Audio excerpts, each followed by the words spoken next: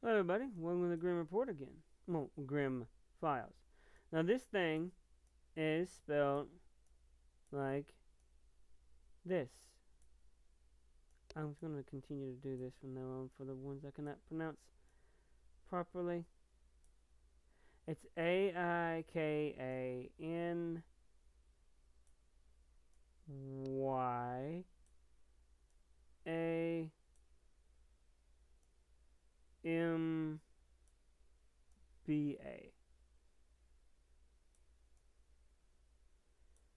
Okay. Now, it is another cryptid that has a mystical qualities attached to it. This is what Sarah pulled up from the internet. You can look it up anywhere. It is said to live by waterfalls, especially the Howick Falls in South Africa. The description of this creature is that it is a giant serpent-like creature that can be 20 feet long or more. It is also a horse-like head and lives in the waters near waterfalls. Researchers believe that the creature could be species of eel, but locals, especially the people from the Zulu tribes, have believe it is to be a like monster far from an eel. Ancient primitive cave paintings have also been found in KwaZulu-Natal, which depicts the legend of the creature that has been around for thousands of years. From the legends of that creature is believed to be the cause of seasonal violent storms. So if the creature is woken up from the slumber, it will bring tornadoes, heavy rain, and floods.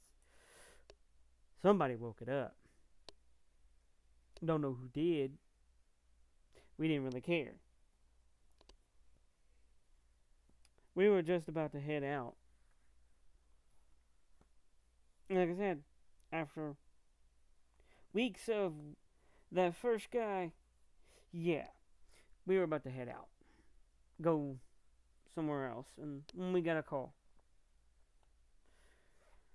from local police. No, government, actually, the African government. The Zulu tribe have been a little outraged because they've been getting floodings in their area, and there's been flooding all over Africa, and there's been storms and some tornadoes out in the desert. Now, how they appease this creature, I don't know. But they wanted us to get information on what was going on. Yeah, they knew the legends. They weren't discounting the legends, trust me. They were doing far less than that.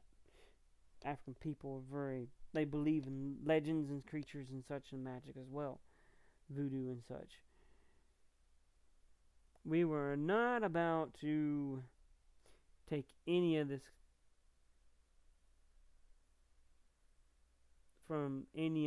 in stride. Because from what we've seen, from cryptids to Bigfoot to the dogman to the gargoyle to the man bat, we weren't about to take this in stride. We were going full throttle into this one. So we went to this village, a Zulu tribe village, and we were guided to the Howick Falls. And, well, in South Africa. After a long ass drive. So,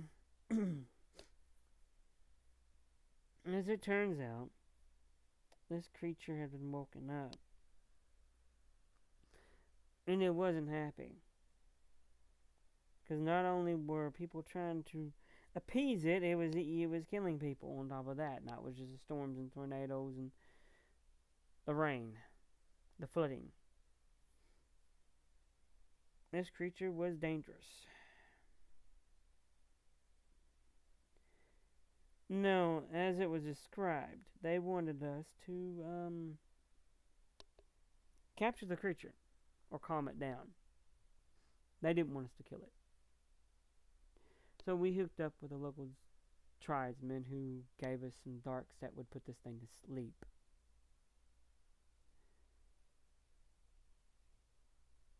And, well, Jim decided to load one into his dart pistol. Into his pistol that would use compressed air to shoot it. We don't know how this thing's hide was. And a couple of local tribesmen went to help us. They were going to distract it while we put it to sleep. Now, why were we selected? Well, we were the only people in the area that would believe them.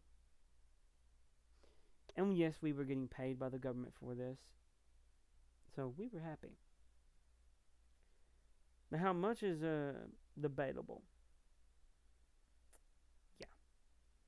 So as we went along to this, and we went to the falls, this creature was awake. The tribe people, they went out and did their thing. A couple got knocked around, and Jim, he hit it with a couple of the darts. It penetrated its skin. The thing is that it was still knocking people around. We had to get this thing sedated quickly. The storms were destroying villages. The tornadoes were destroying homes and houses, and the flooding was just getting over. As we approached this creature, it was pissed, nonetheless. But we did what we did. I distracted it when Jim Jim shot it a couple more times with a dart gun. This time he shot it right in the mouth, on the tongue. There's a blood vein there, and as soon as it hit, it went boom. It was out. Storm subsided, the weather calmed itself, and the flooding stopped. The tornadoes calmed.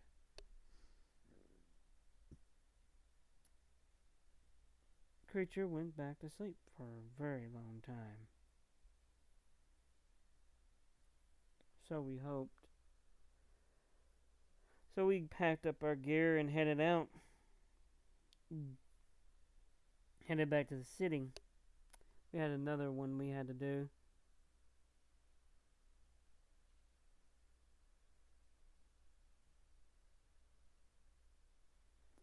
My only issue was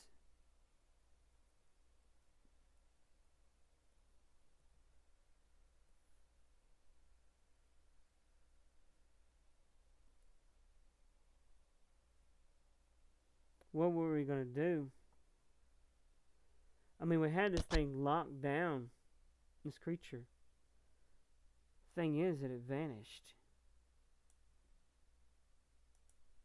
I mean, it vanished.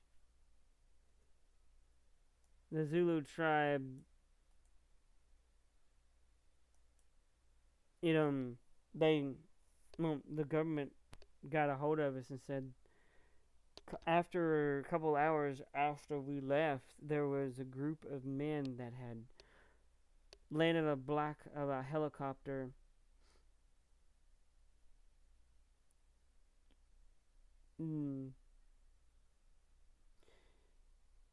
knocked out the rest of the local tribesmen and loaded this thing up in a cage and flew off with it.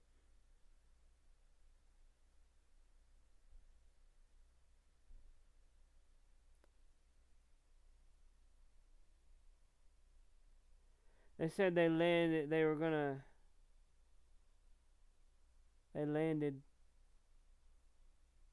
a couple miles outside the village.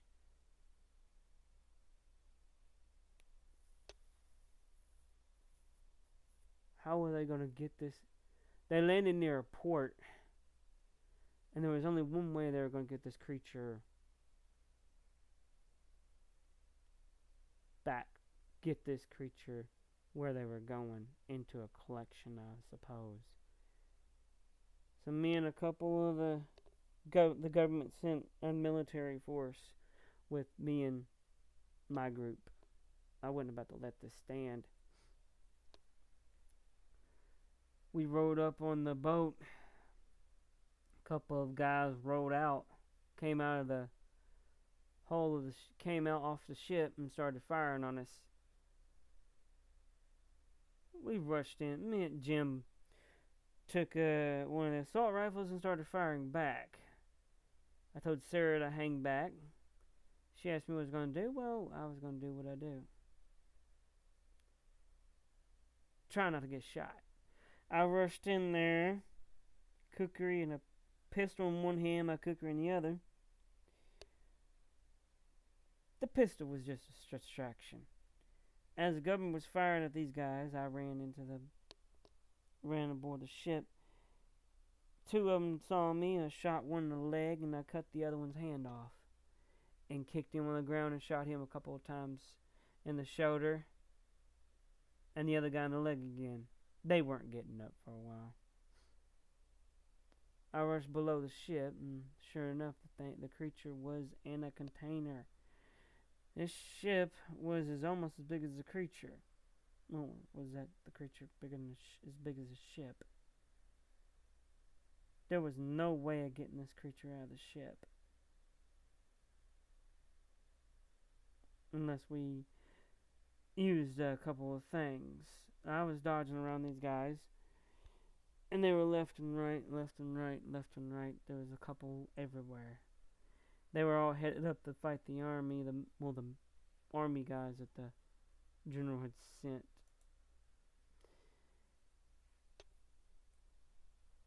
And I was below the ship. Now, I had to do something. This thing was still strapped to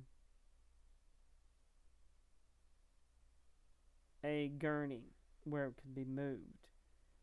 And the doors would still open above it, so they lowered this thing in here. So it was big enough for them to bring it in and out.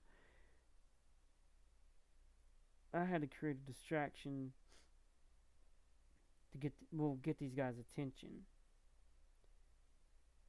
So I went to snuck around a little bit. No, ninja style. And I got to the ship's engine room and I cut the lines to the gas lines. Yeah, this thing wasn't going anywhere. I literally used a monkey wrench and banged up everything I could. This thing caught fire. The hell with it, I ran upstairs. They were focused on not just focused on the army now. Now they had a fire below ship. So they had to stop shooting at the military and go downstairs to put the fire out. The general and his men swarmed the